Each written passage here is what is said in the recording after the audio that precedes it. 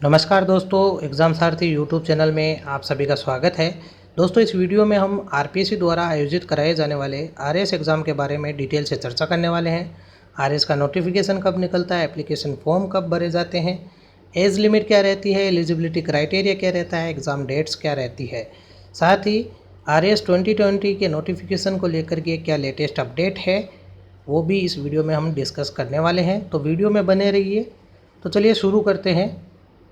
इस वीडियो में जो महत्वपूर्ण टॉपिक्स हमने शामिल किए हैं उनमें प्रमुख है आरएएस परीक्षा क्या है, इसके अलावा आरएएस परीक्षा से रिलेटेड अपडेट क्या है, आरएएस के लिए एलिजिबिलिटी क्राइटेरिया क्या है, सिलेक्शन प्रोसेस क्या है और जो न्यू एस्पिरेंट्स की क्वेरीज़ रहती है उनके बारे में भी इस वीडियो के लास्ट में डिस्कस करेंगे। तो सबसे पहले आपको लेटेस्ट अपडेट दे देते हैं आरएएस एग्ज़ाम को लेकर के। जैसा कि एक प्रीवियस वीडियो हमने आरएएस इंटरव्यू को लेकर के अपलोड किया था, जिसमें हमने बताया था कि क्या आरएएस इंटरव्यू के लिए 25 गोल्डन टिप्स हो सकते हैं जो कि आपको इंटरव्यू में अच्छे मार्क्स दिला सकते हैं। अगर आपने वो वीडियो नहीं देखा हो तो आप आरएएस नाम से जो प्लेलिस्ट है हमारे चैनल पर, उसमें जा कर के वो वीडियो देख सकते हैं।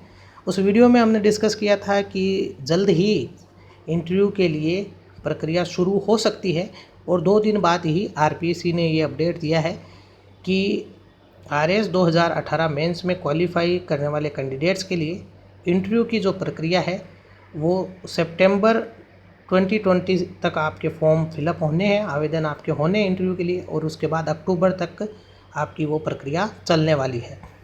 तो वही अपडेट आई है आरपीएससी के द्वारा।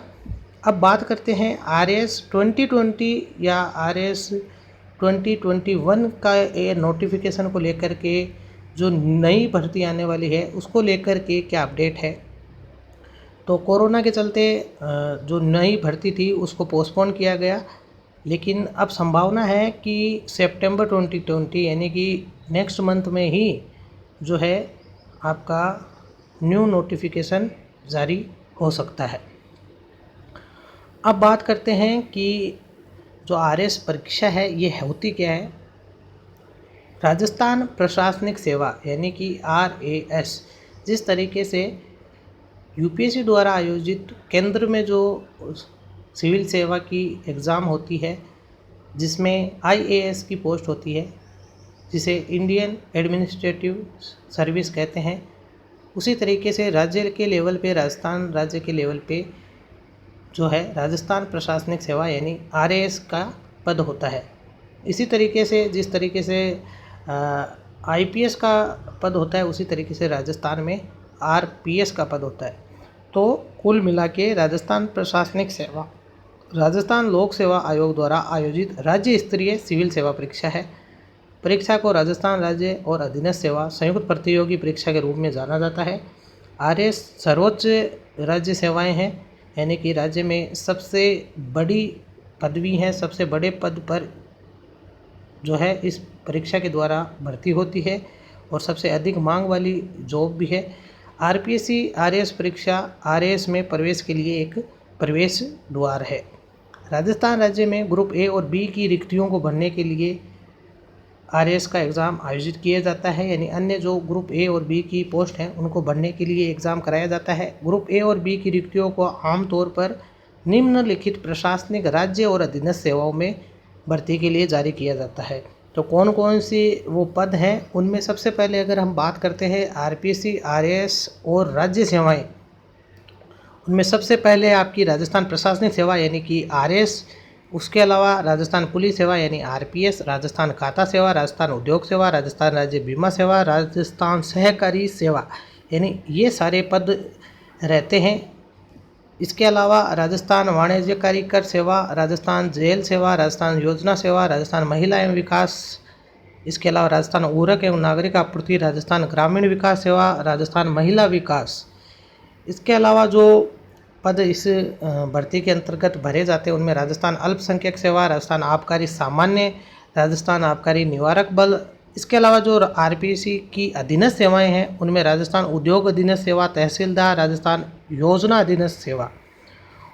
और भी कई पद होते हैं जो कि आरएएस एग्ज़ाम के द्वारा भरे जाते हैं। राजस्थान मंदिर अधीनस्थ सेवा, राजस्थान आबकारी अधीनस्थ सेवा, राजस्थान वाणिज्य कर अधीनस्थ सेवा, राजस्थान उर्वरक एवं नागरिक आपूर्ति अधीनस्थ सेवा, राजस्थान सहकारी अधीनस्थ सेवा, राजस्थान महिला एवं बाल विकास अधीनस्थ सेवा, जेल कल्याण अधिकारी। तो ये सारे पद होते हैं जो कि आरएएस एग्ज़ाम के द्वारा जिन पदों पर भर्ती होती है। समाज कल्याण अधिकारी, राजस्थान श्रम कल्याण अधीनस्थ सेवा, जिला अल्पसंख्यक कल्याण अधिकारी, राजस्थान कार्यक्रम अधिकारी। अब बात करते हैं कुछ सामान्य जानकारी जो आरएएस एग्ज़ाम से रिलेटेड है। तो परीक्षा का नाम रहता है राजस्थान प्रशासनिक सेवा /आरटीएस, यानी अधीनस्थ सेवा भी उसमें शामिल होती है।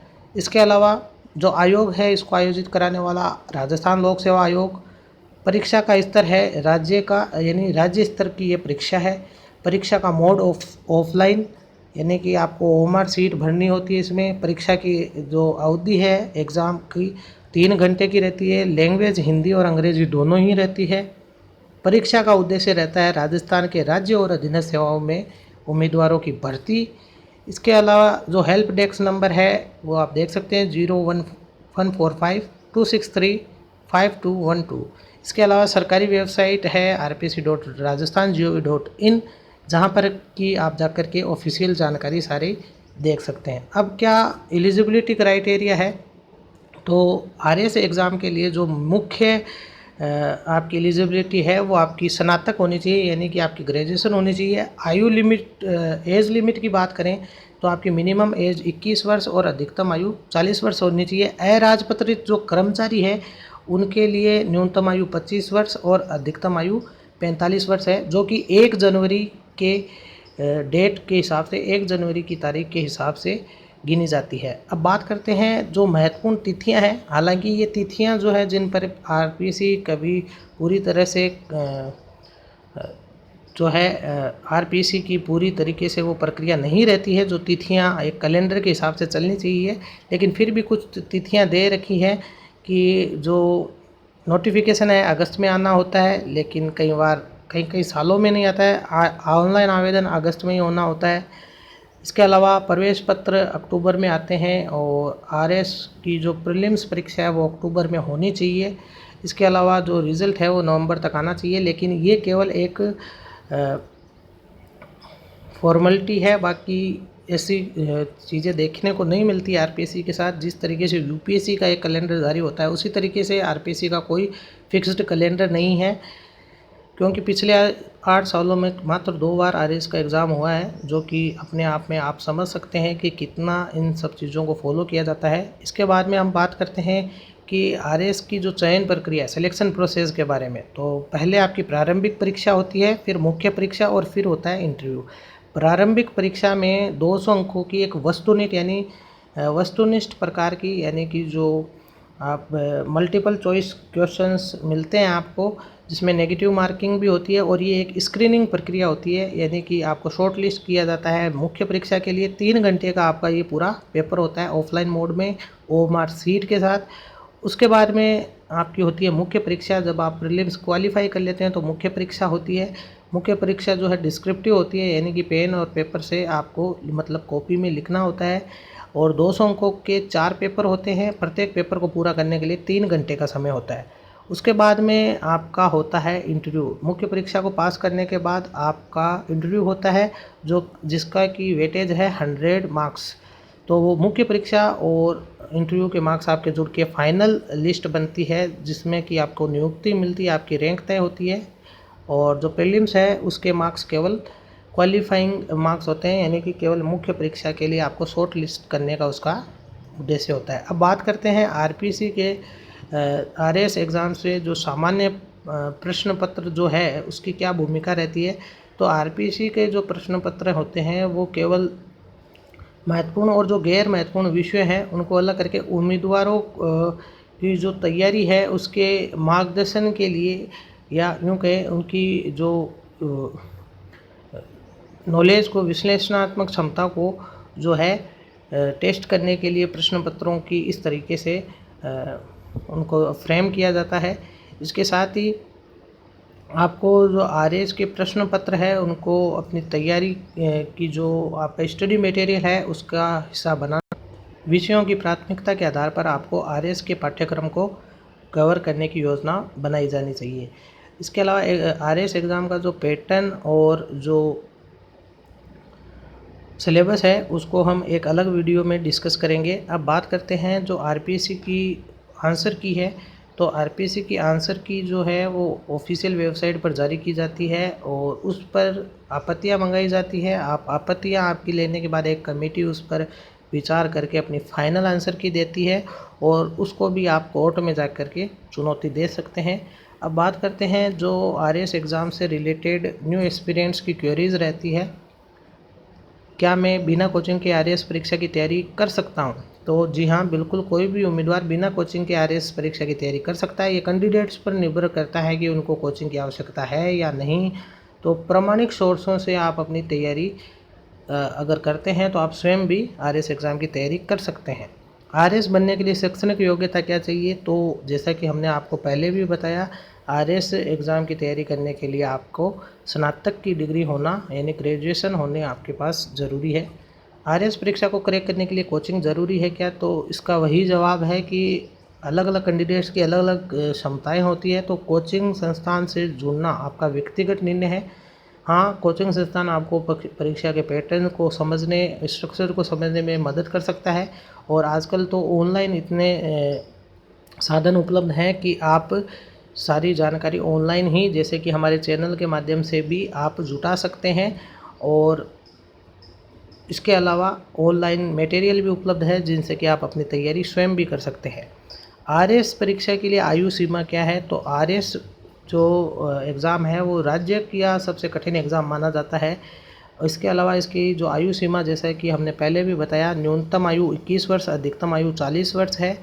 कुछ कैंडिडेट्स जो ओबीसी, एससी कैटेगरी में है उनको आयु में छूट है। आईएएस आरएएस में क्या अंतर है? आईएएस आपकी भारतीय प्रशासनिक सेवा है, जबकि आरएएस राजस्थान प्रशासनिक सेवा है। एक अखिल भारतीय सेवा है तो दूसरी आपकी राज्य स्तर की सिविल सेवा है।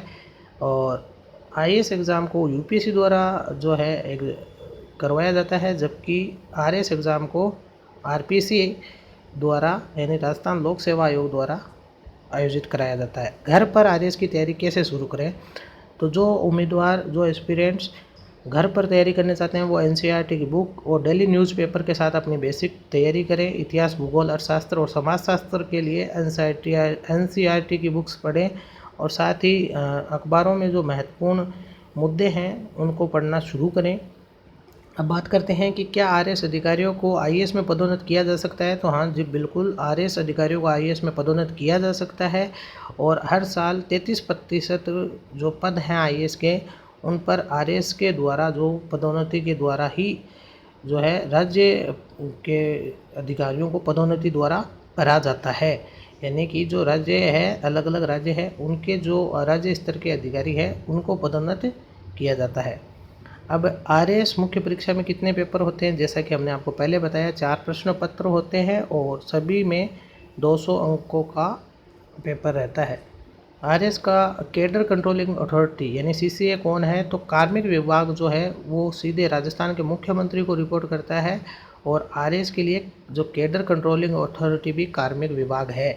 क्या एक औसत छात्र आरएएस क्रैक कर सकता है? आरएएस परीक्षा एक खुला मंच है जिसे औसत छात्रों के लिए कोई सीमा नहीं है।